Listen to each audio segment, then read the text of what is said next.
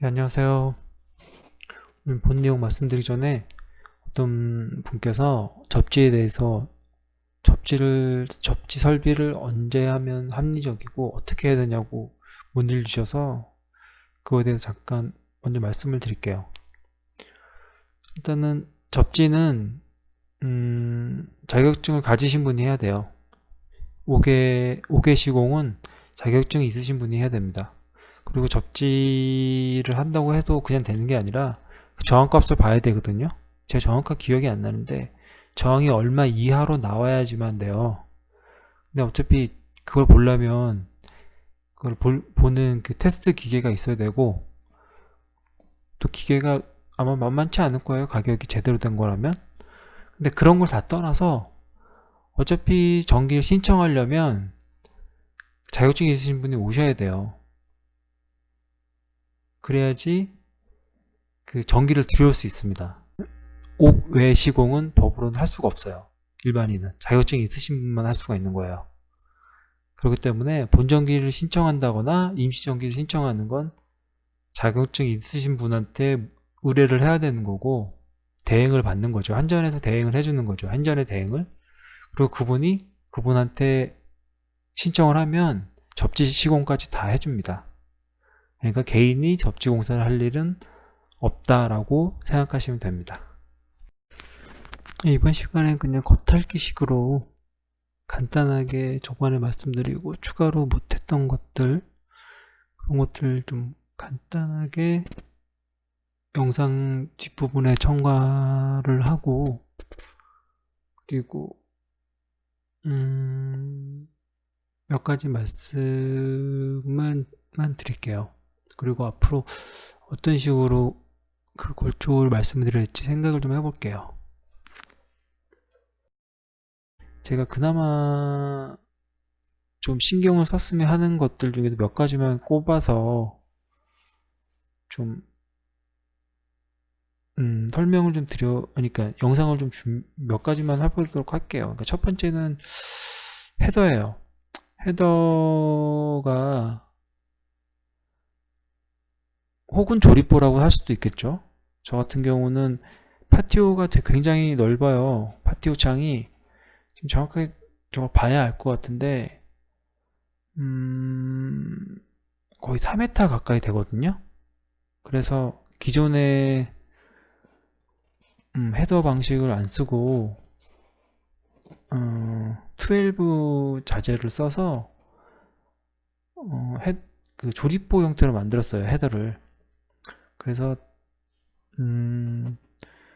뭐 어떻게 보면 좀 비용이 좀 여유가 있었다면 그거를 뭐 글루램이나 그런 공학 목재를 사용했으면 좋았을 것 같은데, 근데 이게 조금 뭐라고 해야 되지? 비용도 비용이었지만 제 생각에는 뭐라고 설명드려야지? 지금 정확하게 생각은 안 나는데 그때 무슨 이유가 있었던 것 같아요. 그래서 고민하다가 저는 그냥 12 3장을 2x12 3장을 붙여가지고 헤더를 만들었거든요.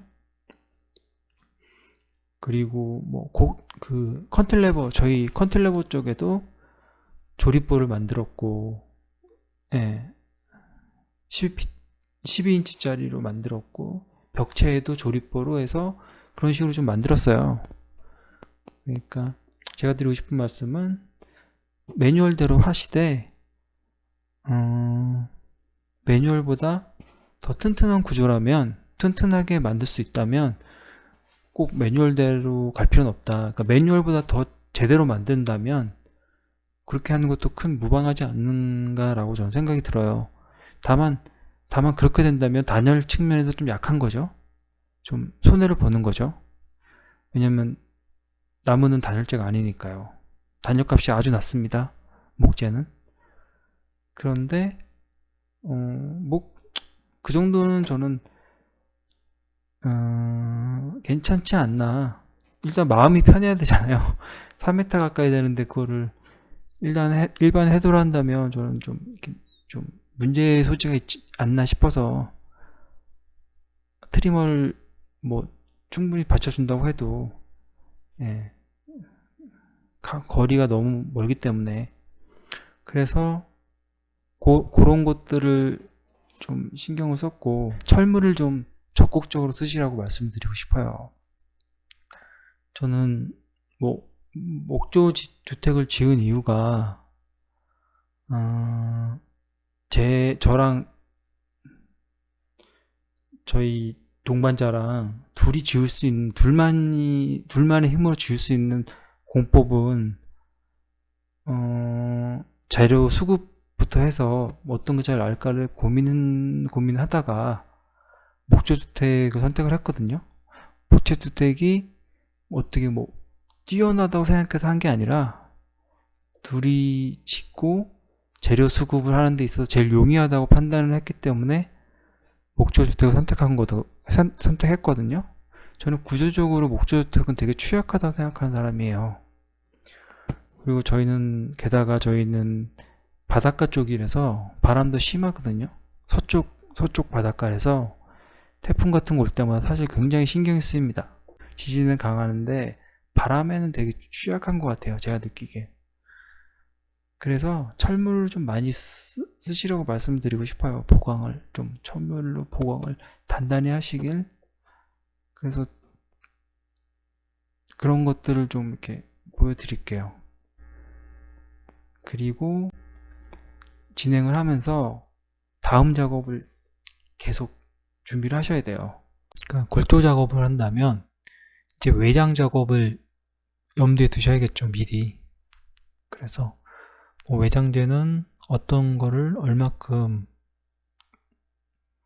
주문할지, 그리고 그 방식에 대한 거 리서치가 돼야 되고, 그런 것들 많잖아요. 뭐 보일러실을 어떤 식으로 구성을 할 거라든지, 그 다음에 이제 뭐 싱크대나 뭐 세면실, 뭐 인테리어, 기타 등등 많잖아요. 그런 것들을 항상 미리 한참 후의 일들도 항상 미리 생각을 계속 하세요. 그래서 정리를 하세요. 이런 것들이 나중에 의외로 굉장히 시간을 많이 잡아먹어요. 어떻게 정리를 해나가야 될지, 어떤 식으로 디자인해야 될지, 그런 것들이 굉장히 시간을 많이 잡아먹거든요. 그러니까 미리미리 조금씩 항상 그런 것들을 생각을 하세요. 나중에 그러면 좀 수월하게 일이 풀려요. 말씀드린 헤더를 작업하는 영상인데요. 저희 파티오더가 좀 넓어서 헤더를 일반적인 헤더가 아니라 조립보 형태로 제작을 했어요. 지금 이거 12인치짜리 목재고요. 거기에 이제 아까 전에 모짜리를 표시를 하는 거였고, 지금 하는 거는 같은 12인치라도 이 넓이가 달라요. 뭐 많게는 한 7mm 정도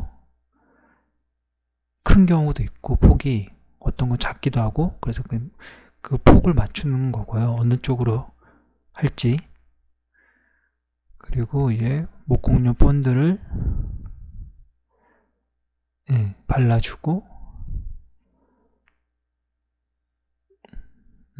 이제 접합을 해주는 거죠. 그래서 아까 전에 정했던 방향대로 놓기로 하고,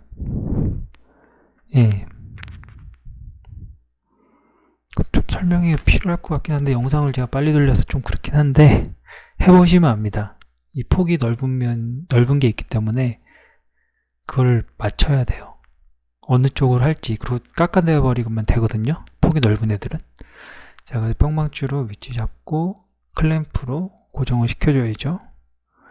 클램프는 정말 몇 사람분의 일을 합니다. 꼭 필요해요. 그리고 타전기로 위치한 곳에다가, 표시한 곳에다가 타정을 해주고요. 당연히 저는 세코 모드 사용했습니다. 이런 식으로 해주고, 이것도 조립보도 못 받기 그 매뉴얼이 있어요. 그 매뉴얼대로 하시면 됩니다. 검색하시면 쉽게 나와요.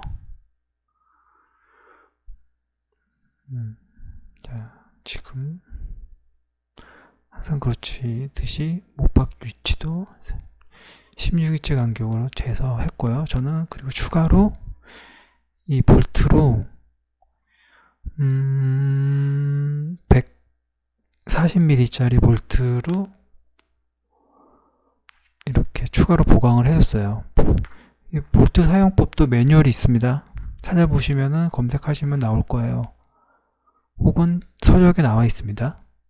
그거 보시고 보강용으로 사용될 볼트를 조립할 때 어떤 식으로 그 못박기를 해야 되는지, 보강 볼트 설치를 해야 되는지 방법이 다 나와 있어요.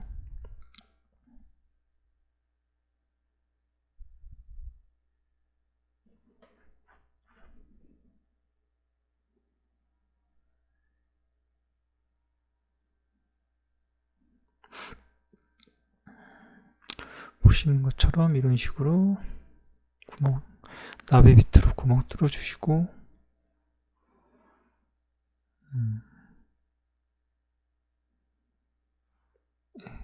뭐 작업을 하시면 됩니다. 어려울 건 없죠. 간단하죠. 근데 손이 좀 많이 가는 거죠. 근데 저는 뭐 이렇게 해서 본인 마음이 편안하다면 뭐 그게 제일 좋은 거니까 마음 편안한 게 최고 아니겠어요?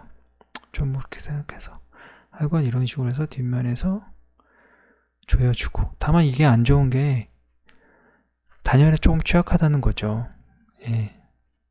그만큼 단열재가 적게 들어가니까. 그리고 평평하지 않은 곳은 이렇게